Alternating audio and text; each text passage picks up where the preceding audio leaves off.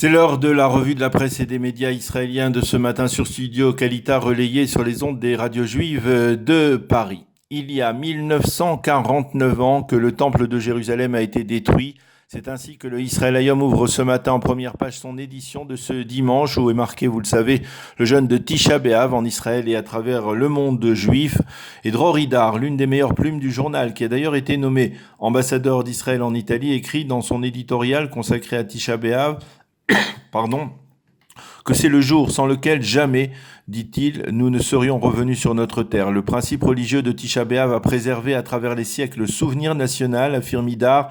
Il est l'expression de la solidarité de notre peuple avec ses peines nationales et avec ce long souvenir sans lequel probablement nous ne serions jamais parvenus à retourner sur notre terre. Dans sa double page consacrée à Tisha B'Av, le Israël Hayom donne également la parole à Nadav Shragai, qui est l'un des experts de l'histoire de Jérusalem. Shragai constate que même si, comme l'avait chanté Noémie Shemer dans Yerushalayim Shel Zahav, le chauffard ne sonne pas encore sur le mont du Temple, eh bien, de plus en plus de Juifs décident de monter sur la montagne sainte et il lance ce matin un appel à ses lecteurs. Venez sur la montagne, sur le mont du Temple, et même si vous ne pouvez pas y prier, venez le visiter, c'est déjà suffisant dans notre réalité actuelle.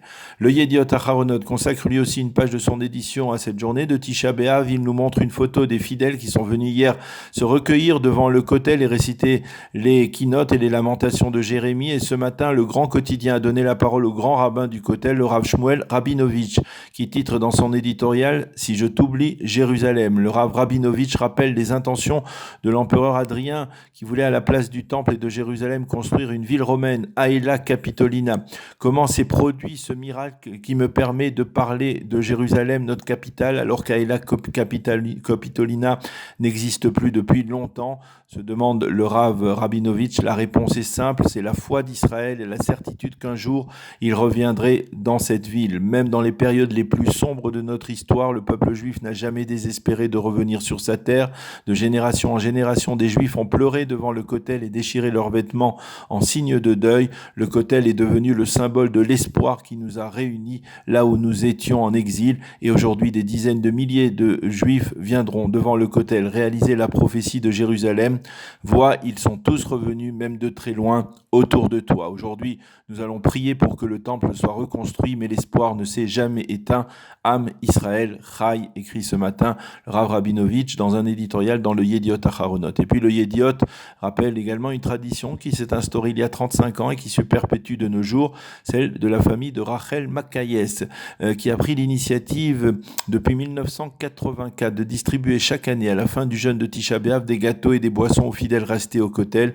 Aujourd'hui, Rachel Makayes est décédée, mais plus de 150 membres de sa famille, venus du nord, du sud, de tout le pays, distribueront ces gâteaux aux fidèles avec une seule demande, que l'amour gratuit dont on parle souvent pendant Tisha B'Av en Israël se manifeste également au-delà de cette journée.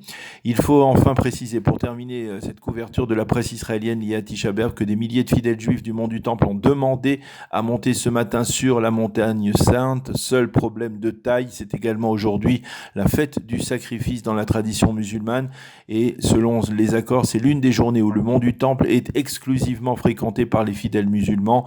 Le Waqf a appelé ses fidèles à se rendre massivement sur le Har HaBayit. Il faudra voir dans la matinée si les autorités de la police israélienne autorisent les fidèles juifs à se rendre sur place.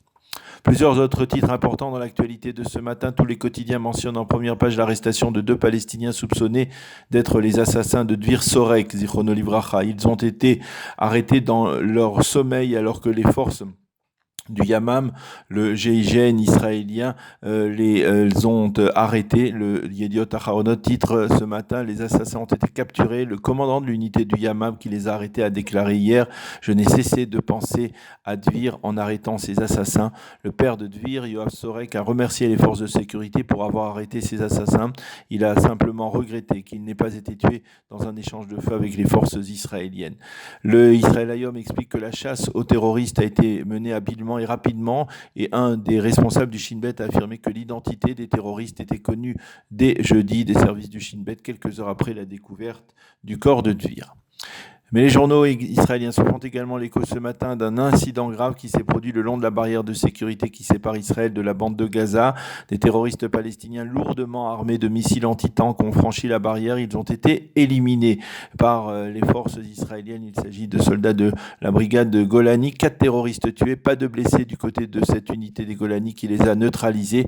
Nous avons déjoué un attentat d'envergure, un attentat stratégique, ont affirmé des responsables sécuritaires israéliens.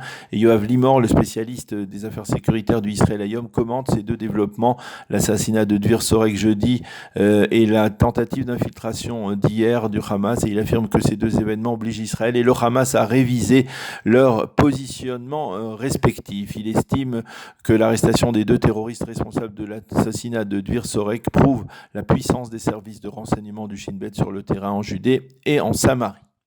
Les quotidiens israéliens mentionnent bien évidemment ce matin le suicide de Jeffrey Epstein, le milliardaire juif américain qui était accusé de commerce de jeunes filles mineures et qui s'est pendu dans sa cellule. Les journaux israéliens et les sites d'information insistent sur les questions que se posent les enquêteurs aux États-Unis, des enquêteurs qui se demandent pourquoi les gardiens de la prison de Manhattan n'ont pas vérifié l'état d'Epstein comme ils le devaient. Certains affirment que Epstein ne s'est même pas suicidé mais qu'il aurait peut-être été tué. Mais les avocats des jeunes filles plaignantes affirment qu'ils sont persuadés que s'il avait été traduit devant la justice, il aurait été condamné.